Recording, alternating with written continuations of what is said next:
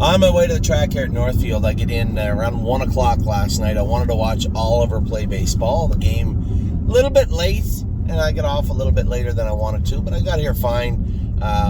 It's about just before 8 o'clock right now. We're going to start training here at 8:15. Got some babies to train, and those sets will spill into the 11 a.m. schoolers for the babies that they've started putting on at Northfield. And we'll be schooling 7 horses off the gate today. Now, these are horses that either horses that we believe need to see the gate a lot, i.e. a Born to Dance or even an Arson. But in Arson's case, he's qualifying next Thursday, as is Pickpocket. And depending on how activation schools today, how strong he feels, how good he is at the gate, he too may go behind the gate next week. Now, the reason for this video, we didn't have a lot to do yesterday. We did have some news from yesterday. Obviously, we bought a yearling. She's unnamed. She's an unnamed yearling by Lather Up, so I wanted to get a head start on Ohio. I thought the breeding was pretty good. She's only had one sibling. One passed away. The other one raced, and 6 days ago now, from today, 6 days ago, she was a winner in 153 at Hoosier. So she's got a full sister with a mark of 53 as a 3-year-old, 55 as a 2-year-old, by odds on Aquilius. This is the Lather Up filly. She's at Sugar Valley Farms with Joe McLeod right now, and she's going to stay there for a little while. And also, and this ties into what this video was actually about, we sold More Than You Know yesterday. It happened pretty quickly. We were offered a very good chunk of money for him. And two things. Again, a horse that we just staked remedially, and I think overall it might have cost us a little bit. But at the same token, the allure of how good he is racing right now and the unknown of what he'll do in the future, I think made for a pretty fair, I would say, seller's price for him. But not by much. I'd say the very top end of fair market. And it just made the most sense. So I wanted to make sure it wasn't for him, because everybody was okay with him. But this time of year and in the fall a little bit, we have a lot of discussions, and I get the feeling that some people just don't all the time understand why we buy horses the way we do, why we sell horses the way we do. And that may sound a little odd to our more seasoned owners, but we have to understand we're a very, very big group of people. And the understanding of horse racing, or the agreement in which we buy and sell horses, may not always be there.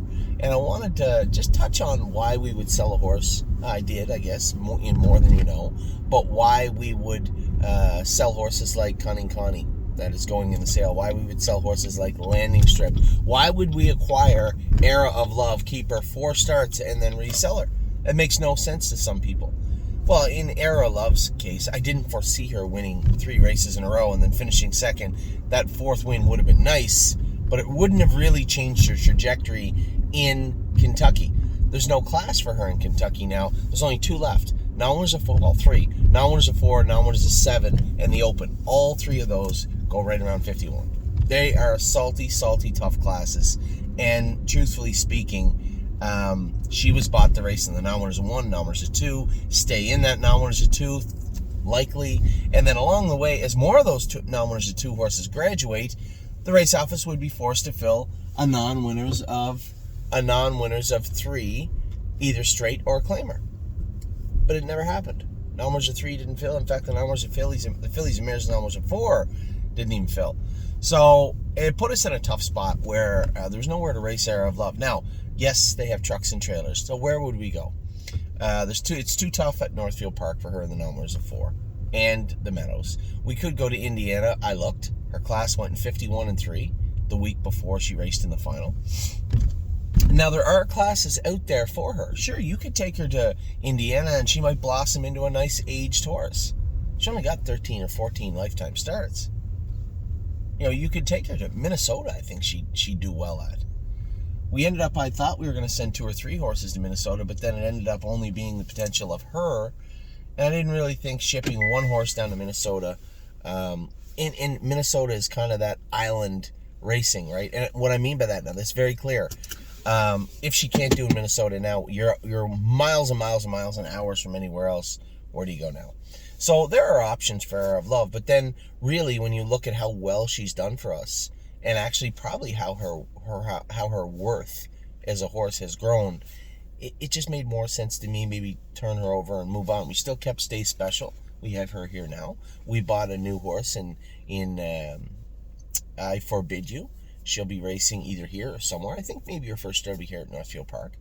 But continue to buy those horses. Those are those horses that I kind of labeled as foot soldiers, right? They're meant to do something in the here and now. And it doesn't mean that they can't stay, but their path and their trajectory isn't really full-time, long-term horses with the stable. It's more of the here and now, let's watch them race next Wednesday, and so on and so forth. And when they maximize their ability in those classes, rather than put them in the class and prove they can't do there, let somebody else prove they can't do there, or that they can do there. And that's where those horses fit. Whereas you get horses like Locatelli, right? Looks Like Money, Kings County. Those horses were bought long-term to strengthen the foundation of the stable, right? And then obviously we buy the yearlings to proliferate down. And, if they do well, great. If they don't, then they're sold and moved on. Now, you look at other situations like Landing Strip and Cunning Connie in particular. Why would we sell those two horses? Well, Cunning Connie, I had a great email yesterday from Frank, one of our clients, and he was, it seemed a little distraught that we were selling Cunning Connie without even giving her a chance. And here's my take on Cunning Connie to Frank and everybody else, and I emailed Frank back. And Frank, I hope you understood the gist of what I was trying to say. But Cunning Connie will be a decent prospect filly. Step one, the problem is the prospect didn't fill the first leg. Now it will fill. It will fill after this. The Grassroots, she's going to find a little salty, and maybe Frank and everybody doesn't understand why. Cunning Connie is an okay horse. She'll probably end up being a 58 trotter.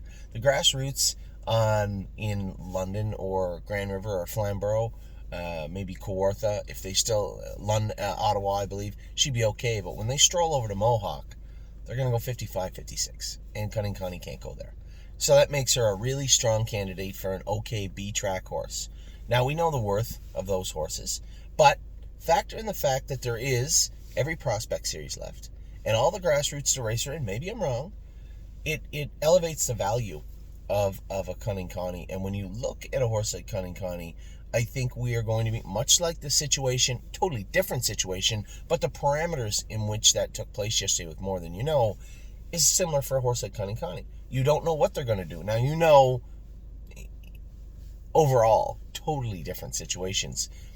But math on the paper, yes, she's not nearly as fast, but the unknown that surrounds her right now makes her worth money. And every time you prove she can't do something, she's worth a little bit less. And Cunning Connie is a decent filly. But long-term, not really what we're looking for, right? And this is important because I'm going to tell you about a horse that is much better than Cunning Connie that is in the exact same situation, and that's Landing Strip. Landing Strip is a nice 56 trotter with one win. These are the types of horses we're after.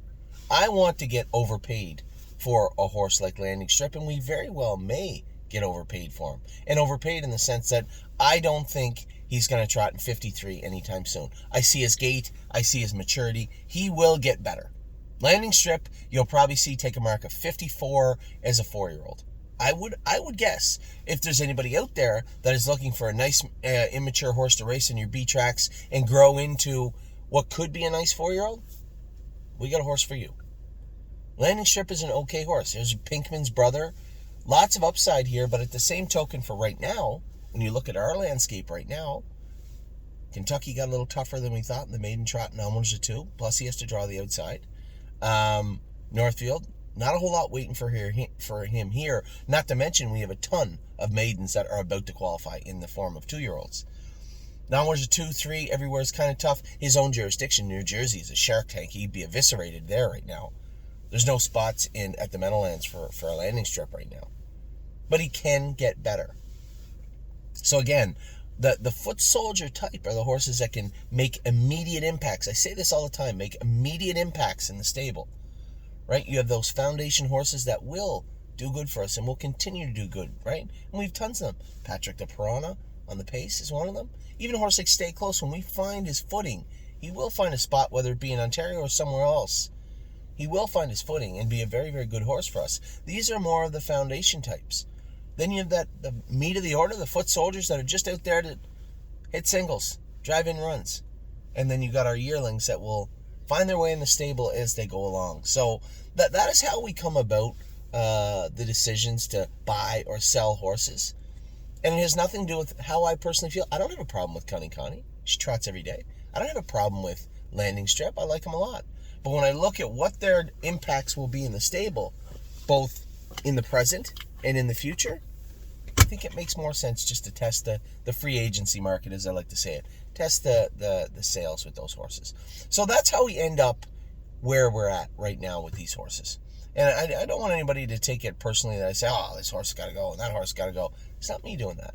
I'm looking at what we can accomplish with what we have, and is it worth keeping that horse right now, retaining that horse, or potentially selling it.